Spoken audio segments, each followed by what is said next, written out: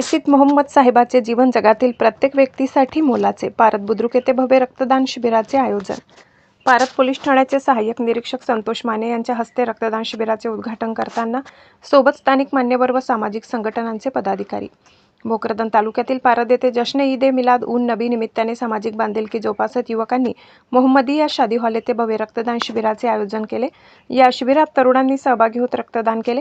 कार्यक्रमाचे उद्घाटन पारत ठाण्याचे सहाय्यक संतोष माने यांच्या हस्ते करण्यात आले. यावेळी मुस्लिम पंच कमिटीचे अध्यक्ष अजहर पठाण, अजीज शेख, मनीष श्रीवास्तव, हाफिज खलील, कारी सादिक, शेख आबेद, शेख नजीर, शेख लतीफ, शेख साबेर, हाफिज शाहरुख, संग्राम राजे, समी खान, बाबू खान यांच्यासह गावातील मान्यवर व नागरिक मोठ्या संख्येने उपस्थित होते. शेकडो युवकांसह वयोवृद्धांनीही रक्तदान करून सहभाग नोंदवला. विद्यार्थ्यांचा उत्स्फूर्त सहभाग विशेष उल्लेखनीय ठरला.